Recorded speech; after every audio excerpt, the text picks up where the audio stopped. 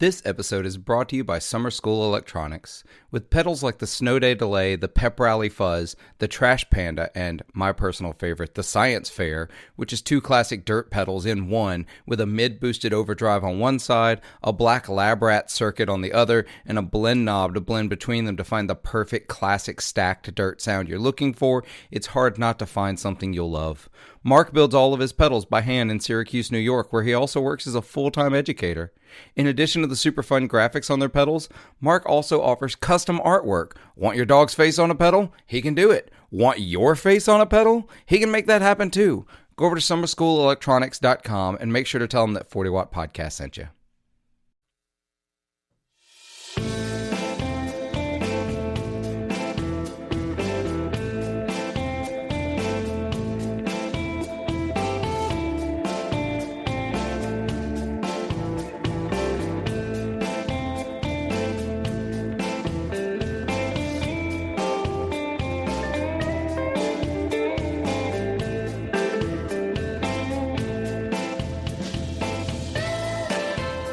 All right, y'all. You know what time it is.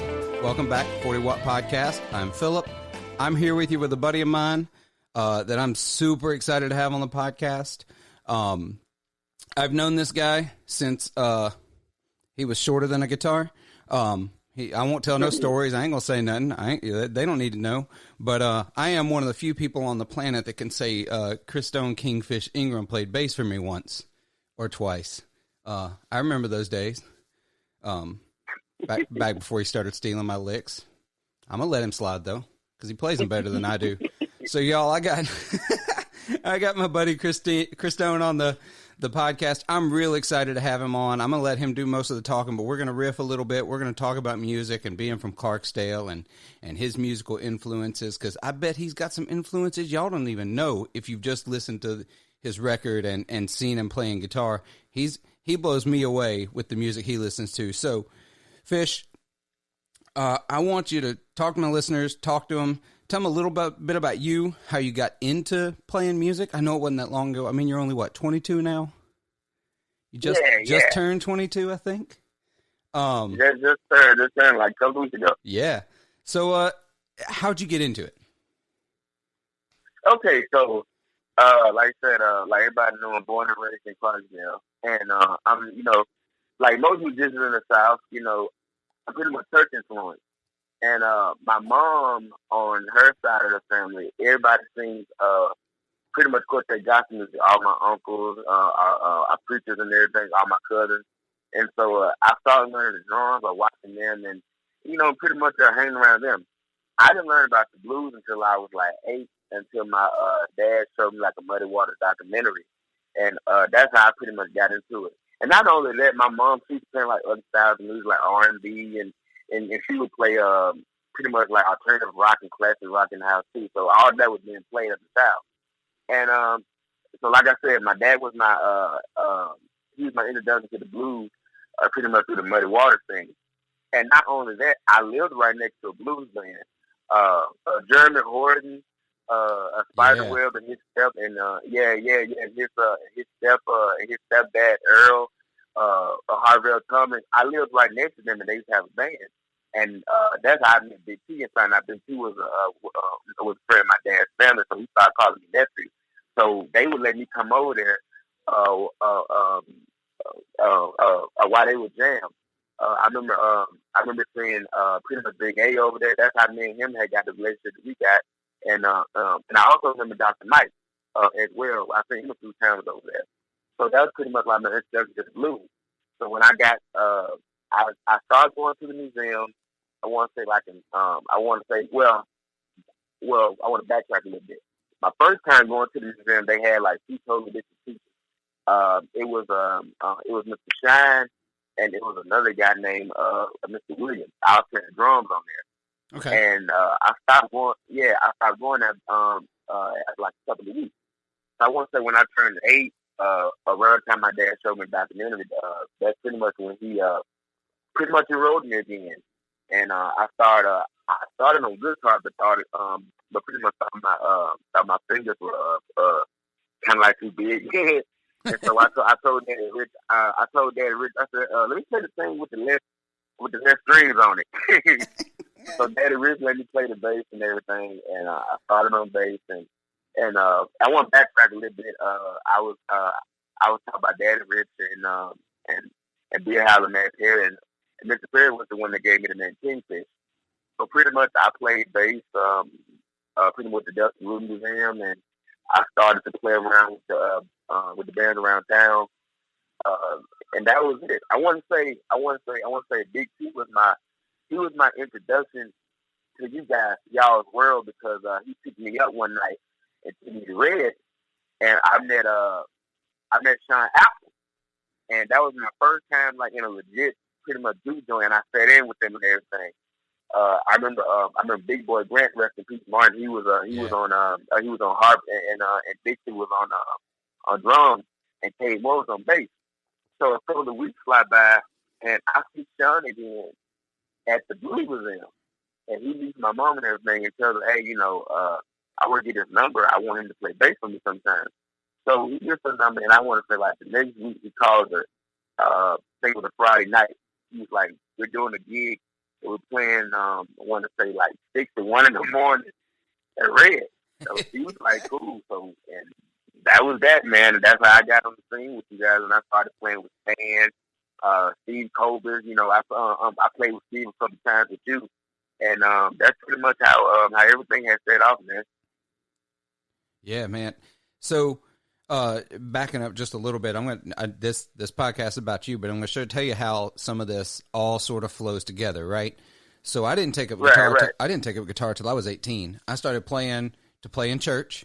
Damn. Play. Yeah, I was 4 years younger than you are right now when I started playing guitar. Like I didn't play for a long time. Man. Yeah, I got a guitar like 2 months before I graduated high school. Mm-hmm. And so wow. I was just strumming acoustic guitar in church bands, right? Like super white church, not like church. We weren't going to church yet. I got into that world later. But yeah, playing with Jeremy Horton taught me about that. Whew. Man, what a bad bass player. I'm going to get him on this podcast one day. Ain't nobody going to know who he is, but they need to know who he is. But oh yeah, man, for sure. For sure. So I'm playing in these church bands. I moved to Nashville. I studied a little bit at MTSU, Recording Industry Management, and I moved back home to Clarksdale, help my mom out, right?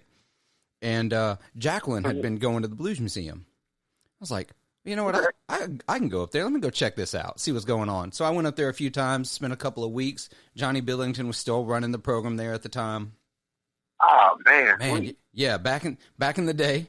And so that was back when, Trent and Travis were still in the program up there. Man. So I was up there. I'm learning a little bit from them. They're making fun of me because, man, all I did was play major scales at the time. I'm learning. I didn't know. And then I went home and I studied and I learned a little bit. And the first time I ever got to play blues on a stage was back when Big T had a club at the train station. And I played with Big T. And I played off and on with Big T a whole bunch over the years. And so, yeah, first time I got to play, it was all about hearing Big T play and him influencing me. I mean, I still do some of the songs he used to do live. I still do that stuff. That's crazy, man. Yeah, and then I played bass for Dr. Mike for a little while, too. Just watching that man play was an insane education. Dude, he was the coolest, man, for sure. Oh, he was so clean. So clean. Man. The technique for days. I remember seeing him with that. I think that was like a Korean Squire that he had. But man, he was so good with it, man. He used to like make that, bro. He used to make it clean, man. Do it like a PV trans tube amp, man, for sure. He was clean, man, for sure. So clean, and it was just perfect. So it's funny how even a decade or so apart, both of our journeys. That's the same thing, You start playing in church. Similar as hell. Then you find all those players that are in town. Clarksdale has more people per capita playing live music and making it happen, even if just in that town, than anywhere else I've ever been. Nowhere else is like it. Sure. So anyway, you start sitting in, you start playing bass with all these folks. When did you make the switch to guitar? Like the full-time switch? Okay. So I want to say, man, the last show I did playing bass in Clarksdale, man, it was a gig with Lucia Spiller and Red, Oh yeah. And he rocked one weekend, yeah. So my shortly after that, well, I want to say like shortly before that, my well, I started on guitar in the museum, but out in public, I was still playing bass. So what happened was, my dad and my stepmom had bought me this Epiphone 235 dot, and so I was playing that pretty much in the museum. But to like make the full switch, you know, as a frontman with the guitar and everything, I want to say that was when David Isaac pretty much Space Cowboy called him. They needed a lead man. Him, Jabbo, and at the time Hollywood, who was in the Blue Museum at the same time I was. Pretty much he was a drummer. Okay, they used to be their guitar player, but he had moved to Western Town for a bit. So I started playing guitar full time at the time like that in the museum and with the band. So playing with Cowboy like almost I want to say that we played at Red every single weekend, and that's how I was pretty much like honing my skills as a front man. He would let me like open the set while he would like come in and do his Southern Soul tunes and his blues tunes. So yeah, and then while I was on guitar at the time, it kind of gave me a chance to like, you know, practice up on my rhythm, you know, and everything. Because you know, at the same time, you know, when you're young, you know, you kind of want to do licks all the time. Yeah, all the so time. I remember, yeah. So I remember Daddy Rich and Mr. Perry and even Travis, you know what I mean, about this. You know, hey man, you gotta know your chorus, man. So yeah, I remember even Travis getting on me about that for sure. So yeah, like yeah, man, for sure. So like that's when I made the full switch. Well, that's super cool. So, you know, I remember those guys getting on to me too. They get on to everybody. Yeah, right. It's like, man, you got to learn chords. Not everybody gets to be B.B. King. Right. Right, exactly. You know, BB always said, you know, one thing I don't play chords. Yeah, play them cover notes. That's it. Man, ain't that the truth? Whew. Yes, sir. So then you took off. Like, next thing I know, like, you're playing around, you're playing gigs, you're doing your own thing. Then, like, the next thing I know, it feels like you're on soundtrack for HBO shows. I see you, and I'm going to pronounce this wrong, I bet. You're on Tiny Desk Concert with Rakim. Is it Rakim? Is that right? Yeah. I'm making sure I get the pronunciation right. And then, like, then I see you on. I get a booklet from Fender. It got Kingfish on the cover of the Fender flyer that's going out for their new guitars. I'm like, what the hell? Like, that was out. Like, all of a sudden, you like blew up, and it's awesome to see. But it was like, I knew how good you were, but I've gotten really used to, and I mean this with like all due respect, I've gotten really used to seeing amazing talent in Clarksdale not get recognized. Right. And all of a sudden, man, you're just doing it. And your guitar style, your voice is what really blew me away the first time I heard you sing. Because, you know, I'd heard you sing here and there live and doing it, and you were still figuring out the frontman thing, I think, and you know, the balance, and because there's a learning curve. There's you don't just get up there and do it. It doesn't happen that way. You got to learn it. Exactly. Yeah. You just can't like pretty much like step out there and, you know, think you got it. Yeah, it was definitely a learning curve and everything. Yeah, for sure. And then all of a sudden, that voice, and man, I ain't ever said this to your face, but man, I think your voice is better than your guitar playing. Oh, thank you, man. I get that a lot. Thank you. And you can play, and nobody's ever questioned that. I mean, that's why. I mean, I go on forums, and they're talking about Kingfish Ingram, and I'm like, man, I know that dude. It's a weird feeling, you know. And it's I've gotten to meet, being in Clarksdale, I've gotten to meet some pretty amazing musicians over the years, but they were already, you know, where they were before I met them. It's such a different ball game to see. You kind of come into your own and see the talent. Now, here's the thing that's interesting to me, and we're going to talk about.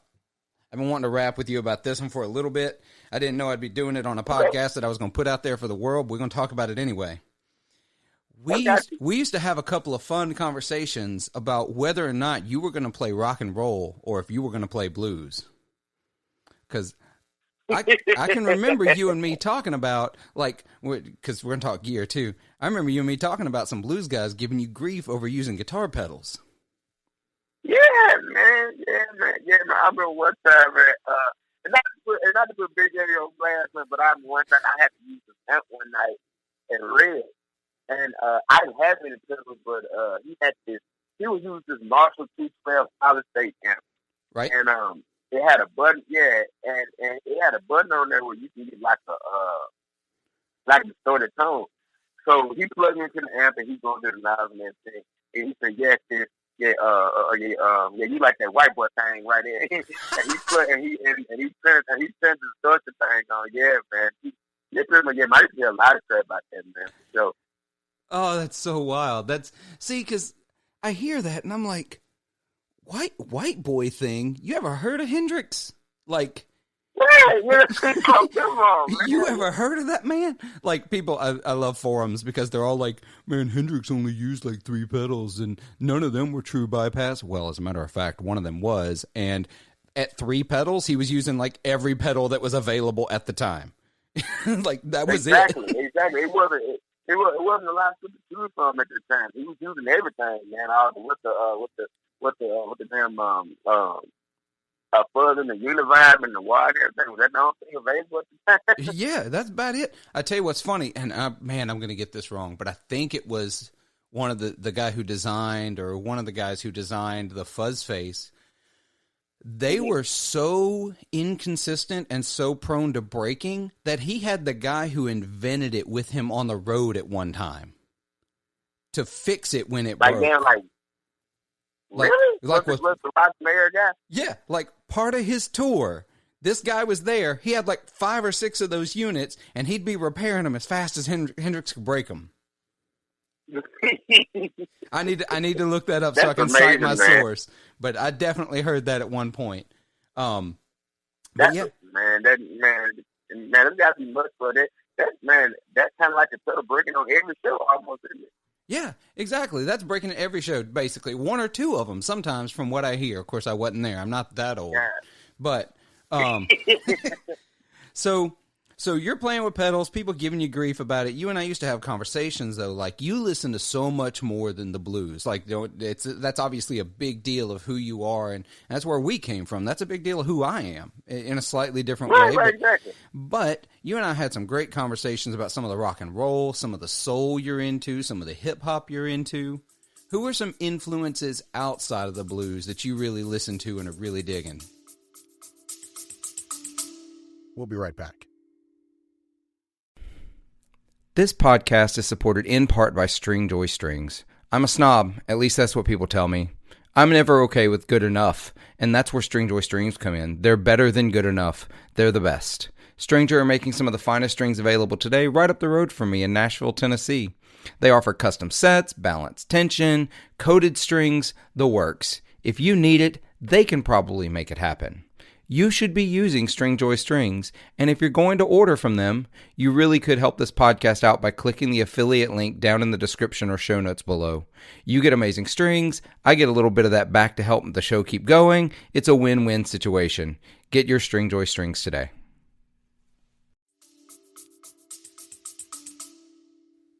Well, man, for singing, I've always done like different types of singers, like Luther Vandross. One of my favorite vocalists, man, is Nate Dogg, man. I always him, not only with him being like a hometown hero, but like his vibrato that I always done singing with like a shaky gospel tone like vibratos, and that's why I've always liked him. And not only that, man, in the guitar world, man, I pretty much love Prince. I love funkadelic stuff like that. Yeah, dude. I'm into like vibing out on the bass lines of the old like early '90s gangster G-funk music. Yeah, man. So it's a lot of stuff. Yeah, like my mom used to play a bands like House and Phil Collins and other stuff. And then like when I got like really deep into guitar, and I found players like Eric Gales and Hendrix. And then through them, I was able to find like bands like Blue Cheer and Blue Oyster Cult and all that type of stuff, man. So yeah, I was pretty much like trying to get into like this and shit at the time. See, that's the cool stuff. Like I'm a huge Prince fan, and it actually took. I was not a huge Prince fan. It took Razorblade and Dr. Mike getting me into Prince. Because they. Oh man, what they do? It's just as much as they covered it. I had to start learning those tunes when I was playing with them. You know what I mean? And I was like, okay, well, I need to go listen to how this goes. First of all, it don't go the way y'all play it, so I got to learn y'all's way to play it too. But, but I had to go and I had to learn. I had to listen to Prince, and of course, I'd heard Prince before, but I'd never heard Prince. Exactly. You know, and like I got it, and I did the same thing. Like they would, so they would cover. It took Big T got me into Marvin Gaye because he loves to cover Marvin Gaye tunes. Right. Blade got me into Johnny Taylor. Got me into ZZ Hill. It got me into a bunch of those guys that I would have never listened to otherwise. But see, that's the thing. You pulled all these different influences, and I love that everybody's like, and you get it. So I'm not flattering you with it. I'm not telling you anything you haven't heard. Everybody's comparing you to like BB King and saying the next coming of BB King, and I'm like, man, no. I know he ain't gone, but he's like the new coming of Alvin Youngblood Hart. Like Kingfish, like one of these days you're gonna put together a power rock trio and blow people's minds. You know what I mean? Man, that's something I want to do, man. I was looking at some old videos of him at the Blue Canoe and Tupelo, and he was doing a Book of White song, man. Oh. And the way he took it and added those rock elements, so man, it sounded so heavy, man.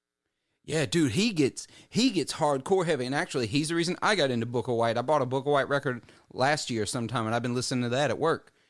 Man, for real, I bet, man, I know for a fact it was heavy. Yeah, it's so good. It is, and so it's funny to go back and hear all his influences, especially in the blues world, where everybody tries to lump you into this box where you're stuck in, and they're like, I'm like. As a singer, which I'm not the singer you are, like I try to emulate, like, go listen to Curtis Mayfield, man. You know what I mean? Listen to what that man did, and everything he did is so fitting. It's slipping my mind. I'm gonna get it here in a second though. Donny Hathaway. Tell me that man didn't have the blues. Woo. Man, that dude was. All them guys just made, they were straight prophets. I'm sorry, what was that? They were straight prophets. Oh yeah, dude. And so you got all that. You got the rock influence, and see that's the other thing that's really cool to hear. And you're playing. I was listening to your record again earlier as we were getting ready for this. It's like you hear. It's like a. This is going to be such a stupid analogy. I already know it before I start it. But you ever heard about like how they used to make like Japanese samurai swords, right? They were the ones that perfected making steel, and they did like this crazy the folding to temper it. It was like they would heat it up, fold it over, hammer it out, cool it, heat it, fold it over, hammer it out, cool it. It's like this big process. Dude, that's exactly what I hear in like your playing and a lot of the guys who are really doing it, who aren't so caught up in the traditional, which there's nothing wrong with that. There's nothing wrong with being there. Like I just had Eric Deaton on the podcast, and he's very much in the hill country blues thing. You know what I mean? Very much paying homage. Yeah. But like when you're progressing with it, you got to understand like blues begat rock and roll. And then rock and roll influenced blues. And then that blues influenced rock and roll. And it's like, it's this melding. And there's a place for both of them in the modern ear and the way we hear it. And there's a snobbery, there's a cork sniffery in blues sometimes where it's like, if it ain't three chords, 12 bars, and clean guitar, I don't want to hear it. Man, I'm going to tell you something, dude. Like, when you were talking about the time that, when things kind of like took off, I had to get used to a lot of stuff, man. To like being like 34 and everything, you would notice, bro. I didn't know what a blues purist was until like all of that happened, dude. I was looking at those comments. I blame Hendrix for this shit. I'm like, dude, what you talking about? Now I blame Hendrix for this type of shit right here. All that shredding shit, blah blah blah.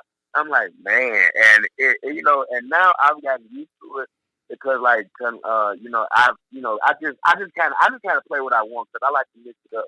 So here's the thing: I feel like you can progress. You can still not disrespect the genre and still progress, But there are some people out there, man, who just treat it as if you just murdering and raping the genre. And man, you know what? To top it all off, most of the people who always get upset, it's not even their culture. You just don't know how many times like I see people outside the culture of the blues world. And people, and people like in other countries who all they do is just, like book blues act. They get and make all these statuses about how the blues is dead and ain't nobody playing the real blues.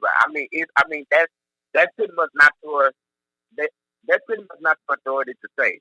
I can see with somebody like Red or somebody, a Red or somebody like that, to some place and stuff like that. But you're not that type of authority to say that.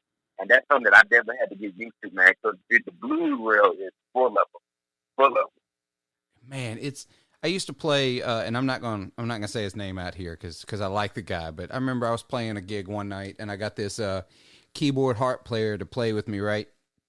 And he was studying at Delta State. He had already gotten a degree at a conservatory in Europe. He was from Georgia, not the state Georgia, the country Georgia. The not southern Georgia. But so he's playing, and like after the gig, his critique of me was that I don't sing Ain't No Sunshine just like Bill Withers does. I'm like, I know. Right. I know I don't. I don't want to sing it. He said, I think more people would really like it if you just sang it exactly the way it was on the record. I never hired that guy for a gig again. That's for sure. Man, but it's like they can't see past the past. They like that was then. That time is gone. We're doing things here now. I can't wait to say, like, dude, I play a Helix rig, right? Like, that's not my full-time rig, but I have a Helix rig. Do you know that I have intentionally not taken it to blues gigs because of the way people would treat me? Like, dude, I understand. It's like, I can't take that rig to a blues gig. Man, I had a guy book me for a show one time in Greenville. He was the bass player. And he came up and he looked at the pedalboard I had and he said, "Hey man, what you doing? Are you playing guitar, flying an airplane?" Like little shit like that. Yeah. Like man, you can literally have like two pedals on stage. Man, you know what, man? I'm telling you a story. There's this blues singer and guitar player that I know out of Chicago. But he's friendly line about name he runs on Cannon. He told me a story about how he did a show. He was side manning with a blues with an old school blues artist up there, and he said he had two pedals. One was a tuner, and the other one was a distortion pedal. He said the guy told him, "This ain't no rock and roll show, young man." Stuff like that. So like stuff like that is always gonna happen. And another thing, like sometimes I get it when it comes from the right people. You don't want to have like the history, kind of erased. I get it, but at the same time, man, stuff, kind of moves on and everything. For me, I'm not like, certain contemporary blues artists. They just be like, hey, we should just forget it and like that. I still try to keep certain elements of the past in what I do, but I don't try to make it all, all of what I do, something like that. Right. Kind of like having young blood heart. How you take, how you take like an old like an old Piedmont blues or Delta blues mix and have some distortion on it or something like that. And even in his version of in my time of dying, is sick as hell, so for sure. Yeah. So I see, yeah. So like, I see no problem with like adding elements like that, to the blues. It won't hurt anything. Exactly. You're not hurting anything. It It's doesn't hurt man. anybody to add a little bit of yourself into what you're doing. It's like when they want you to play it just like it used to be. So you're saying you don't want me here. And then like nothing. I feel like there's a market. These days I think there's a market for everything. Yeah. I see people ran on Facebook. You can't make much money playing traditional blues these days. I mean, Kel Mo, Taj Mahal, Eric Bill, they seem to be doing it. Exactly so right. They're doing I don't, So I'm like, you just can't say that. There are a ton of folk festivals that are taking like acoustic blues artists and listening to them and everything. You don't have to be on the big national blues festival, because there's more out there for you to get on. You know what they're really saying? What they're really saying is that, and they're bitter about it. There's no living. They're saying you're not making any money because you're not topping charts. What they're not really noticing is that there ain't a whole lot of people topping charts, period, in any style of music. It don't matter what you're doing. Yeah. You got to bust your ass if you want to make a living playing music, period. That's just that's the nature of it. Yeah, man. Like it's people think it's like the olden days, where the blues, like kind of like mainstream, and to a degree it's still mainstream today, but it's not like that anymore. So the whole chart topping thing and getting rich, that's kind of like a long way from it. Yeah, yeah. It's the music industry. When I went to MTSU, the whole streaming wasn't a thing, but we were in the midst of the downloading MP3s era, right? And that was the beginning of the fall of the big music industry. I think I read a stat. I'm not going to try to throw numbers out there. There's plenty of articles out there. But like revenue in the music industry right now is about 10% of what it was 20 years ago. It is way down. Like it used to be the old model. You got a record deal. They did a development with you. They worked on your record. Right. They gave you an advance, blah, blah, blah, blah, blah. Record labels can't afford that now.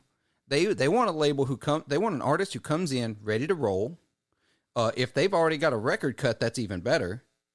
And they want you to get out on the road and go. I mean, getting a record deal today, and this, and I think you're on an absolutely amazing record label. I love what they're still doing. I absolutely love what they're doing with artists. But getting a record deal now is not the end that's not the end goal. That's barely getting started. Yeah, for sure. Some people think, oh man, I got signed, so that's the that's the breaking point. Nah, that's when I found out, man. That's when the hard work comes in, because man, the people out there, they were asking me, they was telling it to my manager. He was like, man, hey, man, we can be rolling, and he was like, hey, man, anytime you want to, pop and chill, let us know. And I was like, how bad is this going to be? And then, then when we started doing it, man, and man, they push you hard, man, and book you, man. So I had to get used to all that as well, man. But I got used pretty quick. Yeah, I mean, you had to trial by fire. I saw you were on the road with Buddy Guy. You were on the road doing your own thing. Then you're doing. I'm still super jealous. I'm gonna bring it back up. That first Tiny Desk concert you did with Rakim. I'm super jealous. Like I want to play. I want to be at Tiny Desk concert so bad someday. It's gonna happen. I don't care how it's gonna happen. It's gonna happen, man. It's all speaking in existence, man. It's gonna happen, man, for sure. Yeah, you love it too, dude. It's really dope. Yeah, it's really cool. I love what NPR has done for music and artists and the whole Tiny Desk concert and doing that kind of thing. And I think whole COVID shutting everything down for a year, and plus change, whatever it ends up being.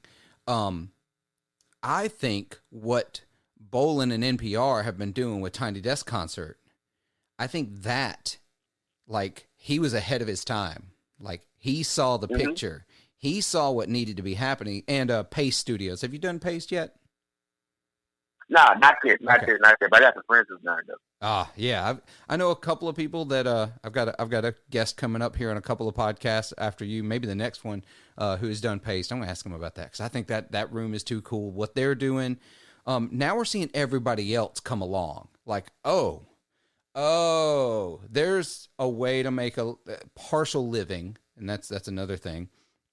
Part of your living doing stuff online, putting yourself out there, either in YouTube or Facebook or, whatever it is you need to do. And even artists on major labels, man, that's the thing. Like, especially unsigned artists, there are a lot of artists now who are unsigned that have no intentions of being signed. They want to do it on their own. And that's possible thanks to Spotify, which Spotify is a double-edged sword. That's a whole other ball game. That's a whole other episode in and of itself, talking just about Spotify. Right, exactly. And they don't pay shit, and we all know it. But they also have made it possible to put music out without being on a major label or being on a small label. Or they've made it possible for people to start small labels and put music out there really easily to a global platform. But right. Recording music and putting out records can't be your only income stream anymore if you want to make it in music. And that's ultimately what I'm getting to. Not everybody sees that. Not at all. I remember hearing from an artist that was on this same festival with us, and we walked into the hotel and we saw him, and he was telling me, man, I'm gonna let you know something, man. I wanna leave this tour stuff to these young guys. I just want to make records, man. That's all I want to do. And I started thinking to myself, I'm like, hey, man, maybe that would have worked like a long time ago. But I don't think it'll be up like that today. No, it just doesn't work in the new model, in the new music world. It'd be great. There's a lot of guys, like, what I hate about it is, like, you don't get guys like that Motown rhythm section anymore. You don't get the guys like over in Muscle Shoals anymore. It's so much harder for those guys to make a living now just playing sessions because there's not as much money in playing sessions. It's still happening in Nashville, New York, and LA. I get it, but not nearly to the level it was. Yeah, but not like a recurring thing like it was, I suppose. Yeah, exactly. So I'm going to get off a soapbox because this is where I could talk and rant all night long. I got a lot of gearhead listeners, so if we don't take a little bit to talk about gear, they're going to get real mad at me. I got you. So, I got real lucky last January. I thought it was earlier than that because of the way last year went. Sit in with you when you came down to Hattiesburg. We played a little bit. I actually found video of it. I'm real proud of it. I stole it straight off YouTube from somebody. I should give them credit, but I don't remember who it was. But I think on that show you had some amp trouble, so you borrowed an amp. I think, if I remember correctly, you ended up playing through a deluxe reverb that I think Brad had at that gig. And yeah,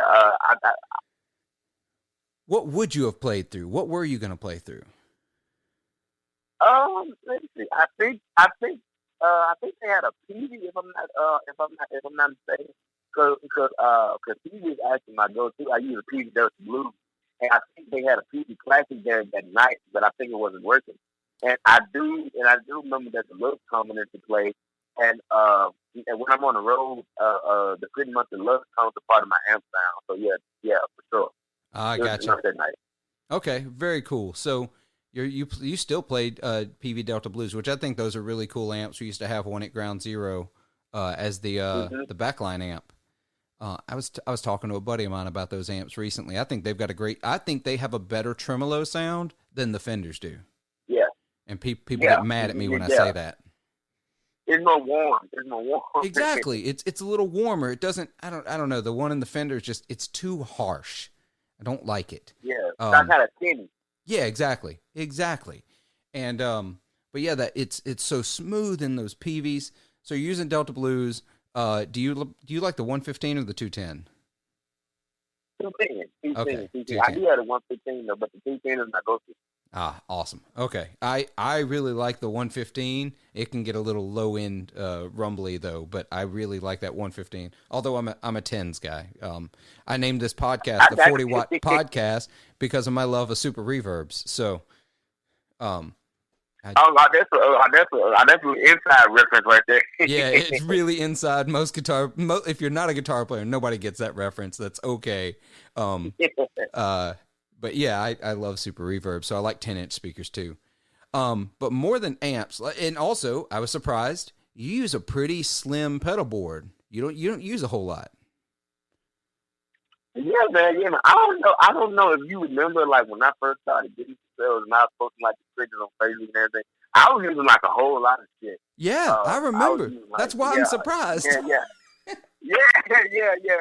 was using chord pedals and delays and shit. But like now, man, when I started like getting like into like the blues rock thing, when I started doing like the trio and everything, I pretty much just started to like kind of rely on there's my distortion and a wah wah, and I will have like delay every now and then. But pretty much that's like my go-to now. I just got like 2 new pedals in, a new wah wah from Dunlop that they'll be releasing soon if they haven't already, and a distortion pedal called the MXR FOD or something like that. Yeah, and I'm thinking about alternating. Yeah, they just released that this late last year. Yeah. So I use that on a live stream gig that we just did. I'm kind of digging it, but I think I might go. I think I might go back to the either the Sugar Drive, because I definitely love that. Either the Sugar Drive or the Way Huge Fish. Which way huge? The Conspiracy Theory. It's a clone. Oh yeah. I remember that one. That's a good. Way Huge makes some great pedals too. That's also an MXR company. Oh yeah, for sure. So you're I guess we should give some due respect. So you're endorsed by Dunlop MXR, correct?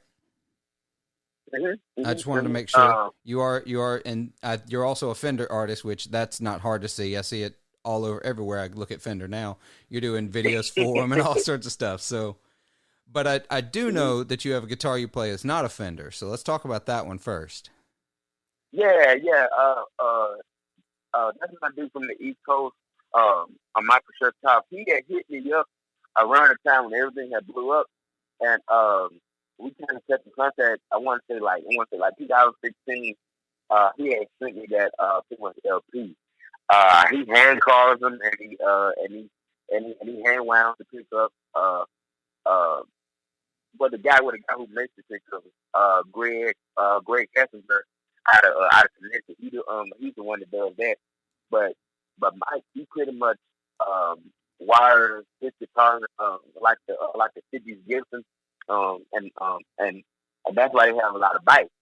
So pretty much, I was using that, man, for like a long time. That was my go-to, man, because I like a lot of the humbucker players like Freddie King, pretty much average BB Gary Moore, Michael Bloomfield. So pretty much the humbucker thing was my go-to, and yeah, man. So that's the Michael Shirtop LP, and he also did like a Kelly Paul cut for me. And we're currently working on like a 339 type thing too. That's nice. I'm gonna have to get you to send me links. If he's got a website, I'll put some links in the show notes so that people can see exactly what we're talking about. Okay, bet for sure. Yeah. And but also you're a Fender artist. I think you're using a Ventura series. Yeah. The Keystone ring. I think it's Ventura 50s, if I'm not mistaken. I like it. It's really dope. And not only that, the main guitar from them that I was using was a custom shop that they had made for me. It was a Strat, and I kind of what I did was I just told them to work their magic with the pickups because I don't know too much about their pickups. So now with the factory in Corona, I pretty much just I told him like just pretty much work the magic, and I told him what I wanted as far as like look and everything. So I chose the purple body with the curl fit guard, and I actually did like a flame type of neck type of thing, like a flame maple type of neck type of deal. So and that's what I'm pretty much using, that and the LP when I'm live. Yeah. See, it's such a simple rig. Like a ton of guitar players out there, me included. I'm pointing fingers at myself. Got these crazy massive rigs, and I actually recently went through a pedal board stripped down too. I don't use nearly as big a pedal board as I was using because I spent more time programming sounds than I did just playing. But yeah, just a simple rig. Now you and me, we're gonna sit down one day. We're gonna find a fuzz that speaks to you. I think you and some fuzz would be crazy. We gotta find some place for fuzz. I'm giving you well maybe this will give you like some leverage. Like I do like the tone bender type of fuzzy sound because it still has that like that like drive type of tone where I do like that, and I do like rap too as well. I didn't at first, but I do now. Yeah, I had to grow into rats too. They were. It was hard for me to understand that sound. It just wasn't to my ears. Right. Yeah. Fuzz took me a while Ernie too. Isley. Yeah. Listen to Ernie Isley is what got me into like the fuzz and the rat sound because he used two rats. Oh, really? Yeah. One is high gain and one is low gain. He got him set. Huh. All right. I tell you what, it's funny you say that tone bender thing because I've got a pedal that we can find some time so you can try it out. But it's this guy builds pedals. He's I'm gonna be real sad that I can't remember the name of the main company he works for, but he has a side gig, right? Called Pick Dropper.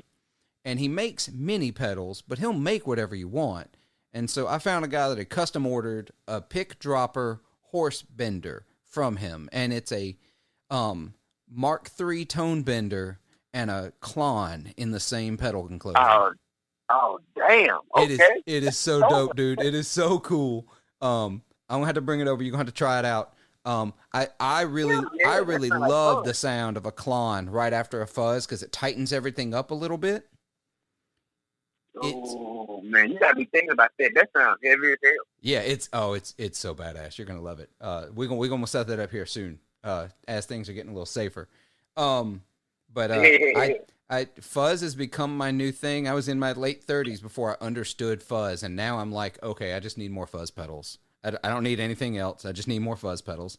I know Boss has that tone bender coming out this year. I want it real bad.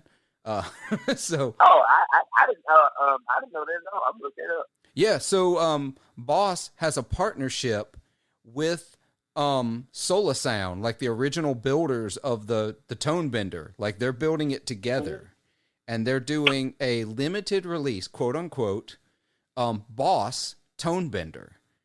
Now, I think they said it's a Mark II, or at least everybody's guessing it's a Mark II. It's limited release because it's germanium transistors, and so there's obviously only a limited supply, but we don't know what limited means. There could be 20, there could be 200, there could be 2,000. Nobody knows how many there's going to be actually released. But they're supposed to release them in March, so we're about a month and a half away. But damn, I'm going to be on the lookout for that. Yeah, me too. So it's I'm going to be keeping my eyes peeled. I don't have anybody in at Boss. Me and Yoshi, the CEO at Boss, are friends on Facebook, but that's about it. Man, that's dope. That's dope. He'll probably send you one if you ask. Yeah. About the podcast and everything. I don't know that I'm that big time. Maybe one day we're gonna get there, but not today yet. Man, you got to out. But so pretty simple gear wise. I mean, I know you got that guitar, which is crazy. Like, if anybody's looking for a Kingfish signature, you know, it's going to be hard. You're going to have to go hunt that guy down, figure out exactly how he built it. But right. But no, it's real cool. I like the fact that you're still using PV, repping Mississippi. You know, you got to do it. Even though I guess they're made overseas now, they don't build anything in Meridian anymore. But That is super cool. I had something. Oh, what else was I going to ask you about that has slipped my mind? See, this is what happens when you podcast live. You get to hear all the forgetfulness that I do too. Oh man, it's all good. Because I definitely had something else I was going to ask you, and I think it was gear related. But if it was important, it's going to come back to me. That's all right. But we need to talk about, you got a new record coming out sometime soon-ish. Working on one. We don't know when exactly. Do we know when? Yeah, it's coming out in June. We don't know the exact date. In June, but we're pushing for June 10th and everything. And we pretty much like recorded back in September in Nashville. Pretty much what happened was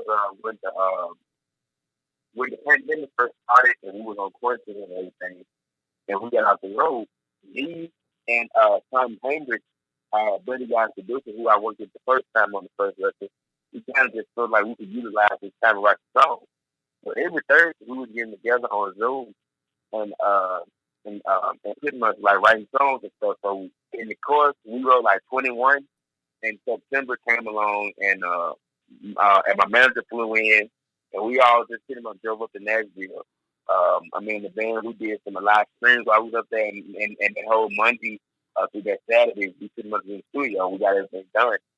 So I got all the songs back on stage around December, and so far what I heard is pretty much awesome, man. It'll be released soon in June. Pretty much everything be a little bit. It'll be a little bit different than it was on the first one. I'm kind of stepping more out the box.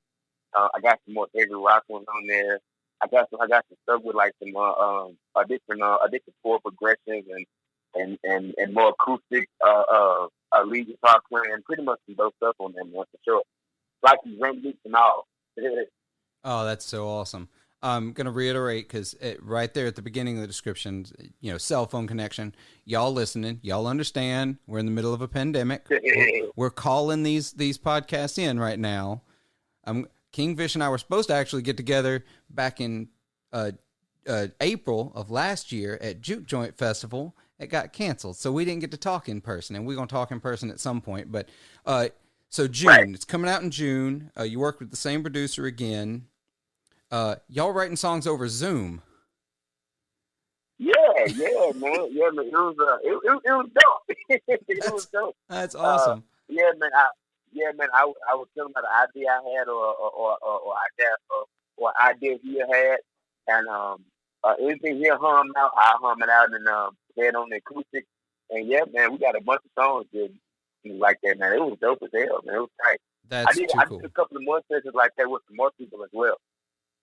That is super cool. I guess I should have thought that was a thing. That makes sense to do it that way, but I never would have thought about using Zoom as a co-songwriting tool, because I know that it's hard to like play at the same time together, but you could bounce ideas off of each other really easily. Right. I know Tom, he would record on his phone and tell me to sing the song, and I think he would just pick it up from the speaker on his laptop, and I remember him playing them back in the studio, and it seemed to work because the recordings were crystal clear. You could make out what I was playing and what I was singing, so it kind of was a good advantage. Yeah, no, that's super cool. I like that a whole bunch. Whereas I have this like whole recording rig at my house where I record like 1 minute snippets of songs before I decide, no, that's trash. I'm not going to stick with that. And I'm working on it. I'm trying to get better about actually, even if it's bad, I'm working on finishing songs. It's like trying to get better about it. Even if you never play that song, even if you never use it, finish it. Just finishing it is good for you. It's going to make you a better writer. Yeah. Yeah, just to have something in the vault and everything, for sure. Yeah, so the podcast that just came out a little bit ago with my buddy Spencer Thomas out of Cleveland. Well, he's originally from Jackson, lives in Georgia now, but I met him in Cleveland. We had a whole conversation about songwriting and getting into it, and like you got to just write. Like even if they're bad and you know they're bad, you still got to just write, because the good ones are going to come out of that eventually. Yeah, that was the thing that I kind of struggled with, and still kind of struggling with today. Like, I didn't know how to like write my own story and everything, so I was like trying to like write like basic blues stuff, about my woman leaving me and stuff like that. Yeah. And I was, and I was doing what you just said, you know, about either just pretty much like not finishing things. Like I would write something and then I would read it and then I would just ball it up and just throw it in the trash. Like, and then so it took a long time before I could like write one song that I kind of had the confidence in and everything, you know, to be like a good finished song and everything. Yeah, exactly. And that's mine too. And sometimes it's really hard. Like for me, I mean, if you're from the Delta, you struggle, doesn't matter. But it's like, for me, like I remember talking to my buddy Marshall, you know, Marshall Drew. Marshall had a blues band. He was doing the blues thing before. Now he does like this Americana thing that's really, really good. But he was doing the blues band and he was like, I asked him at one point, I said, are you going to like write blues music, like record a blues album? He said, man, I wanted to. He said, and I tried. He said, but dude, I drive a Porsche. It was an old Porsche, but it was still a Porsche. He's like, I drive a Porsche. I live on West 2nd in Clarksdale, and I've never struggled for anything in my whole life. What the hell am I going to write about? Damn, man, you said West 2nd? Yeah. He's like, man, what do I have to write the blues about? It's like, I can't. And so he realized that he didn't have that experience in life to write that style of music, like it, not with any authenticity, you know? So he found what he could write about. Wow. And that's really cool, and that's something I struggle with, and you know, and you get it. You're out there doing it. You're writing these songs. So got an album coming out in June. We're gonna get together and we're gonna talk fuzzes and play through fuzzes one of these days. Man. I'm setting my agenda right now. It's happening. Yes, sir, for sure. And I'm gonna get some lessons so I can steal some of your licks for a change. I stole all of yours. Some of them, man. I can't even play that Inspector Gadget theme anymore. Man, yes you can. Yes, you can. Man, dude, honestly, like you was one of the first like ones that I seen like playing like that bluesy jazzy type of style.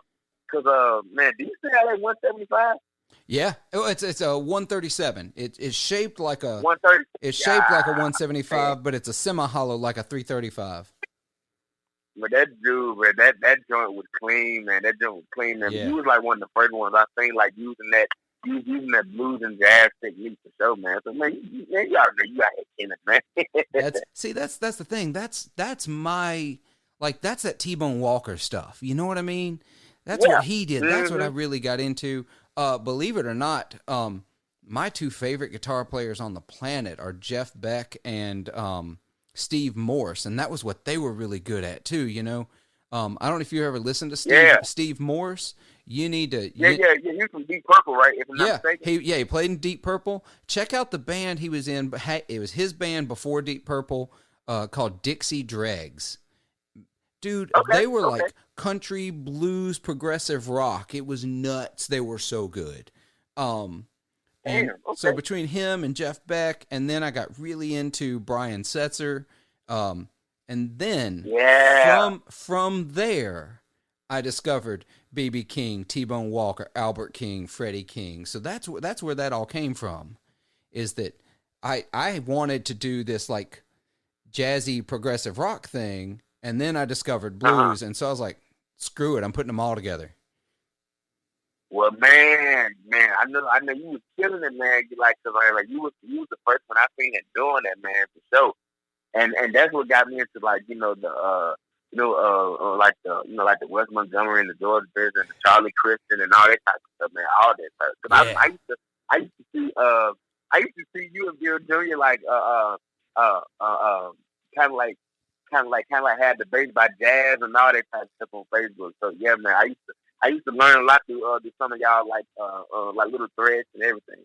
Yeah, see, Bill Jr. and I, we had to stop doing gigs together because we'd be on a blues gig and then we'd start trading eights, this jazz, like we'd get way outside the box. Like I don't want anyone listening to this podcast to mistake me for a jazz guitarist. I'm not. I'm a hack. I fake it. I take parts of it and make it work, right? I'm never going to tell somebody I'm a jazz guitarist because I'm not. But I like it and I love exploring it. Yeah. And so me and B, man, we would start going like, and if we were playing with his daddy would just look at us. What the hell are y'all doing? You know what I mean? I can picture that right now. Helen Mad's like, this ain't what I signed up for. Right. Oh, but it's fun times. Well, brother, think we're gonna wrap it up. I'm not gonna keep you too long. I try to keep these episodes around an hour because sometimes people just got a short attention span. So, but I got you. I understand. So I tell you what, folks, I appreciate y'all listening. I appreciate Kingfish coming and talking to me. We're gonna do this again sometime soon. Hopefully in person next time, because not doing it this way is all right, but it's never the same. But I'm gonna remind y'all. I'm going to put links for Kingfish's music down in the show notes. I'm actually pointing down like somebody can see me. I don't know why. But I'm going to put it down in the show notes. I'm going to show you where you can find his music. You can buy his music because, again, streaming don't pay shit. I'm going to put links for links for his guitar building, social media, all those things. You can find Kingfish at all the links down in the show notes. Remember that you can find 40 Watt Podcast on social media. We're on Facebook, facebook.com/40 Watt Podcast. We're on Instagram, instagram.com/40 Watt Podcast. You can email the show with your questions or thoughts or comments, or if you want to come on the show, I'll at least entertain the idea. You can email me at 40wattpodcast@gmail.com. You can call in with your questions, leave me a voicemail, 662-546-0615. I'll play them on the air. Maybe I'll get them answered by whoever I'm with on the show at any given time. You don't want my answers. You want their answers because they know what they're doing. Lastly, we have started a Patreon page for this podcast to try to... Y'all, this is where I mentioned that I work a full-time job. This isn't my full-time job. Yeah. I don't see podcasting ever being my full-time job, but there are some fees associated with it for gear, for podcast hosting, for graphic design, because y'all see my graphics. They're terrible. I might hire somebody else to do better ones. We're going to offer some merch at some point. I do have a Teespring store, but right now I'm going to try to... Patreon just launched where they will do merchandising, so I may try to go through them. But there are some different levels to Patreon. There's a Discord that's just getting started, but the big kicker, I don't do this for a living, so I'm going to take 25% of all the income I take from Patreon, and I'm going to donate it to charities like the Delta Blues Museum, which Kingfish and I both went to, St. Jude, other charities like that that are working with kids or working with music or working with music and kids. I'm going to make sure we get some of that money out to the right places and are working with artists and doing those kinds of things. So if you donate to the Patreon, know that I am taking some of that and donating it directly to charity so that those folks can get the support that they need. I appreciate y'all listening. I know it's been a long one, but I think it's been a great one. Y'all take it easy. Take care of yourselves. Take care of each other. And try and make a little bit of noise out there. Yes, sir.